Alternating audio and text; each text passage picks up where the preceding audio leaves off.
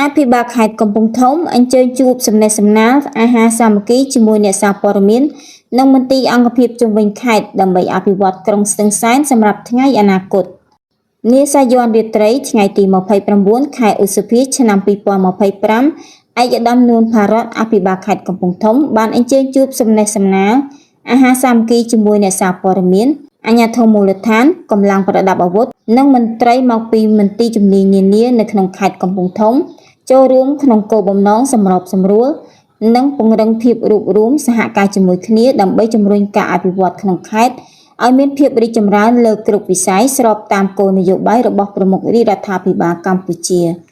ការជួបជុំនេះត្រូវបានរៀបចំក្នុងបរិយាកាសសាមគ្គីភាព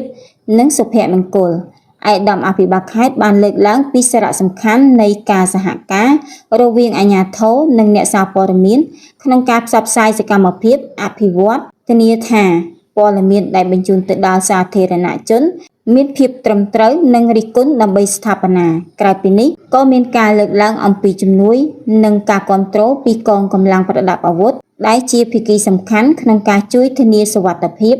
និងសណ្ដាប់ធ្នាប់សង្គមក្នុងតំបន់កម្មវិធីនេះក៏ជឿជាក់ថាជាបន្ទុកនិងបំណងរួមដ៏សំខាន់ក្នុងការបន្តអភិវឌ្ឍខេត្តកំពង់ធំឲ្យកាន់តែរីកចម្រើនទាំងសេដ្ឋកិច្ចសង្គមនិងវប្បធម៌ឯកឧត្តមអភិបាលបានស្នើសុំឲ្យភាគីទាំងអស់បន្តធ្វើការសហការ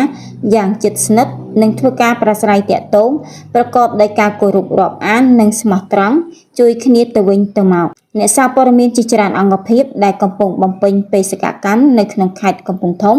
សូមថ្លែងអំណរគុណចំពោះឯកឧត្តមនួន ផារ៉ាត់អភិបាលខេត្តយ៉ាងជ្រាលជ្រៅនិងកក់ក្ដៅបំផុតនៅអនុស្សាវរីយ៍មួយនេះគឺជាឱកាសសម្រាប់ស្ថាបនា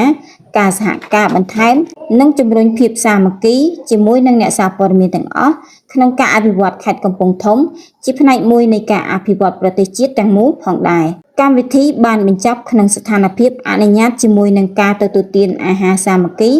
ដែលមានការចូលរួមយ៉ាងសកម្មពីភាគីទាំងអស់ដែលបង្ហាញពីភាពរួបរួមរបស់ស្ថាប័ននានាក្នុងការអភិវឌ្ឍខេត្តកំពង់ធំឲ្យកាន់តែស្រស់ត្រកាលគ្រប់រដូវ